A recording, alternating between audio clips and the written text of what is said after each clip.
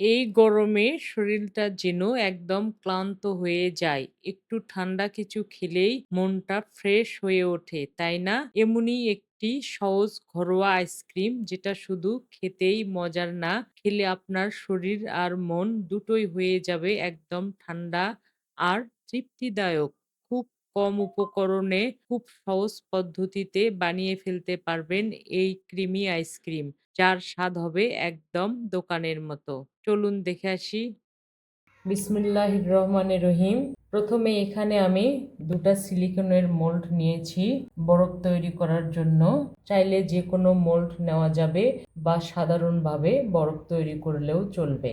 বরফ তৈরি করার জন্য পানি নিয়েছি। অল্প অল্প করে পানি দিয়ে এগুলো ভরাট করব। এতে ভরাট করে নিয়েছি পানি দিয়ে। এখন এটা ভরাট করব। বরফ তৈরি করার জন্য আমি ২টা মোল্ডই ভরে নিয়েছি। এখন এগুলো আমি ফ্রিজে রেখে দেব বরফ করার জন্য, আর এই বরফ আমি পরে ব্যবহার করব। এখানে রুম টেম্পারেচারে রাখা ১ কেজি গরুর দুধ আছে। এখন আমি জাল দিয়ে বলক ওঠা পর্যন্ত অপেক্ষা করব। দুধে সুন্দরভাবে বলক চলে এসেছে। এখন আমি ৫ মিনিট জাল দেব, এতে একটু ঘন হবে। তো ঘন হওয়ার পরে আমি বাকি উপকরণগুলো মিশাবো। দুধটা ৫ মিনিট জাল দেওয়ার পরে দেখুন কতটা ঘন হয়েছে, কালারটাও একটু চেঞ্জ হয়ে গেছে। এখন আমি বাকি উপকরণগুলো একের পর এক দেব। প্রথমে স্বাদ অনুযায়ী চিনি দিলাম। চিনিটা নাড়াচাড়া করে গলিয়ে নেব। এখন হাফ কাপ গুঁড়া দুধ দেব। দুধটা দিলে এই দুধটা অনেক ঘন হবে, আইসক্রিমটা খেতে অনেক মজা লাগবে, একদম দোকানের মতো লাগবে। আর আমি এখানে হাফ কাপ গুঁড়া দুধ দিয়েছি। চাইলে কম বেশি করা যাবে, তবে হাফ কাপ ১ কেজির জন্য একদম পারফেক্ট আছে। গুঁড়ো দুধ সুন্দরভাবে মিশে গেছে। এখন আইসক্রিমের মেইন উপকরণটা আমি দেব। এখন যে উপকরণটা দিতে চেয়েছিলাম সেটার জন্য এখানে গরম করে ঠান্ডা করে রাখা হাফ কাপ গরুর দুধ আছে। এখানে ১ টেবিল চামচ কর্নফ্লাওয়ার আছে। এটা সবার বাসায় থাকে। আর এই কর্নফ্লাওয়ারটা দিলে পরে আইসক্রিমটা একদম দোকানের মতো হবে, স্মুথ হবে, খেতে অনেক টেস্ট হবে। দুধ কিন্তু একদম পুরোপুরি ঠান্ডা, আর সেই অবস্থায় এই কর্নফ্লাওয়ারটা দিয়ে সুন্দরভাবে মিশিয়ে নিতে হবে। এখন দুধে ভেজানো কর্নফ্লাওয়ারের মিশ্রণটা দিয়ে দেব। জাল কিন্তু একদম কমিয়ে রেখেছি, না হলে দলা বেঁধে যাবে। সঙ্গে সঙ্গে নাড়াচাড়া করতে হবে। এখন জাল দিয়ে আমি দুধটাকে আরো ঘন করে নেব। দুধটা যত ঘন হবে আইসক্রিমটা তত ক্রিমি হবে, খেতে একদম সুস্বাদু হবে, একদম পারফেক্ট দোকানের মতো হবে। দুধ জাল দিতে দিতে আমি একদম ঘন করে নিয়েছি যতটুকু প্রয়োজন। কনসিস্টেন্সিটা দেখেন। জালটা বন্ধ করে দিলাম। হাফ কেজির মতো হবে, আর হাফ কেজি করতে হবে, তাহলে আইসক্রিমটা অনেক সুস্বাদু হবে, খেতে একদম দোকানের মতো হবে। এখন আমি নাড়াচাড়া করে ঠান্ডা করে নেব। ঠান্ডা হওয়ার পরে এর কনসিস্টেন্সিটা দেখেন কতটা ঘন ঘন লাগছে। একটু লক্ষ্য করে দেখুন, এর ভিতরে কিন্তু হালকা হালকা লাম্পস আছে, একবারে কিন্তু স্মুথ হয়নি। আমি ব্লেন্ডারের জার নিয়েছি এখানে।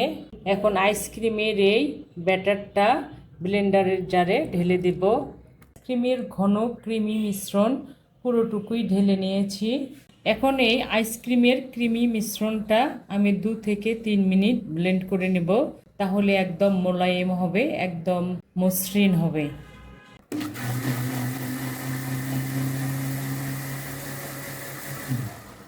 ৩০ সেকেন্ড করে নেব।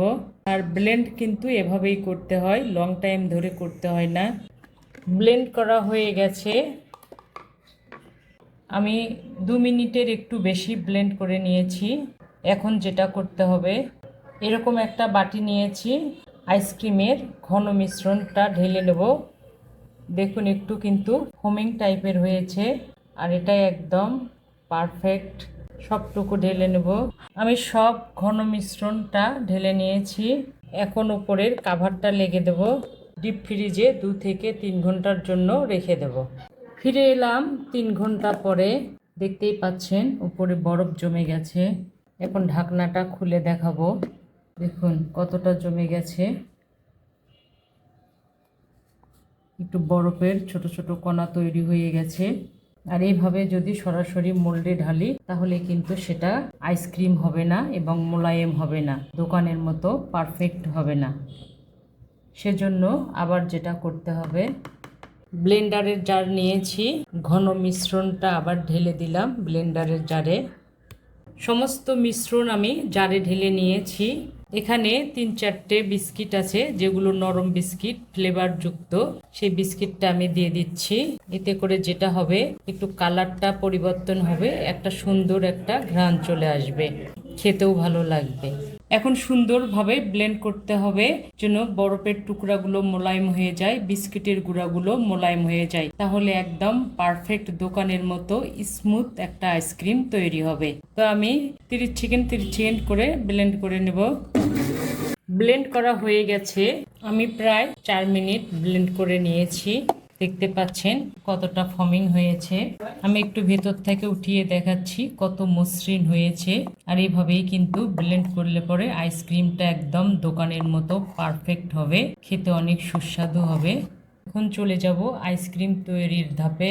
আইসক্রিম তৈরি করার জন্য এরকম একটা আইসক্রিমের মোল্ড নিয়েছি। আপনারা চাইলে যে কোনো মোল্ড ব্যবহার করতে পারেন। এখন মিশ্রণটা আমি আইসক্রিমের মোল্ডে আস্তে আস্তে ঢেলে দেব।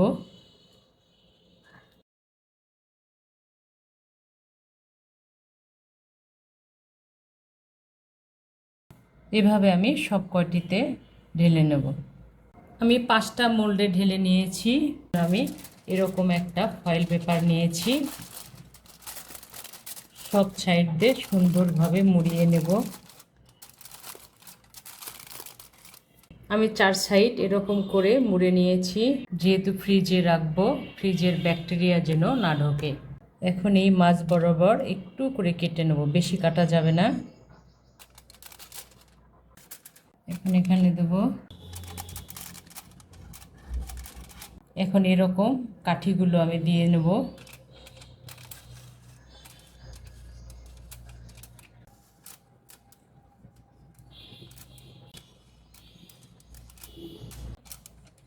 এরকম করে কাঠি দিলে পরে আইসক্রিমটা উঠাতে সুবিধা হবে। চাইলে যে কোনো কাঠি দেওয়া যাবে। যেহেতু আমার 5টা হয়েছে, তো আমি 5টাতে কাঠি দিয়ে নিয়েছি। আইসক্রিমের এই মোল্ডটা জমানোর জন্য ডিপ ফ্রিজে রেখে দেব 8 থেকে 10 ঘন্টার জন্য। আমি 10 থেকে 12 ঘন্টা পরে আইসক্রিমের মোল্ডটা ডিপ ফ্রিজ থেকে বের করলাম। উপরের এই ফয়েল পেপারটা খুলে নিচ্ছি। আমি 5টা করেছি, 5টাই আছে। এখন কিন্তু সরাসরি মোল্ড থেকে বের করা যাবে না, তার জন্য যেটা করতে হবে, এখানে আমি রুম টেম্পারেচারে পানি নিয়েছি, আপনারা চাইলে উষ্ণ উষ্ণ গরম পানিও নিতে পারেন। এখন এই মোল্ডটা আমি এর ভেতরে 30 সেকেন্ড থেকে 1 মিনিট রাখবো, তাহলে এর ঠান্ডাটা খুলে যাবে, তাহলে আইসক্রিমটা বের করতে সুবিধা হবে, সহজ হবে। আমি আইসক্রিমগুলো পরিবেশন করার জন্য এরকম একটা প্লেট নিয়েছি, আর সেই মোল্ডে রাখা বরফগুলো এখন ঢেলে দেব। এখন আমি আইসক্রিমটা আস্তে আস্তে টেনে টেনে উঠাবো, একবারে উঠাবো না, তাহলে ভেঙে যাবে। এই তো দেখতে পাচ্ছেন কত সুন্দর হয়েছে, দেখতে একদম মসৃণ হয়েছে, কত মোলায়েম হয়েছে, কালারটা একদম পারফেক্ট হয়েছে। এখন বরফের উপরে রেখে দেব। আরেকটি উঠালাম একই পদ্ধতিতে, এটাও বরফের উপরে রেখে দিলাম। আমি কিন্তু আস্তে আস্তে টান দিচ্ছি, বেশি জোরে টান দিচ্ছি না। দেখুন কত সুন্দর হয়েছে, আমার তো দেখেই এখনই খেতে ইচ্ছা করছে। এভাবে আমি সব কয়টি উঠিয়ে নিলাম। আমি যেহেতু ভেতরে বিস্কিট দিয়েছি, তাই উপরে একটু বিস্কিটের গুঁড়া দিয়ে সাজিয়ে নিলাম। দেখতেও সুন্দর লাগবে, খেতেও ভালো লাগবে। একটা খেয়ে দেখাবো ভেতরটা কত মসৃণ আর মোলায়েম হয়েছে। একদম দোকানের মতো ক্রিমি হয়েছে। এভাবে তৈরি করবেন। আজ এ পর্যন্তই। ইনশাল্লাহ আবার দেখা হবে নতুন কোনো রেসিপি নিয়ে। ভালো খান, সুস্থ থাকুন। আমার ফ্যামিলির জন্য দোয়া করবেন। আল্লাহ হাফেজ।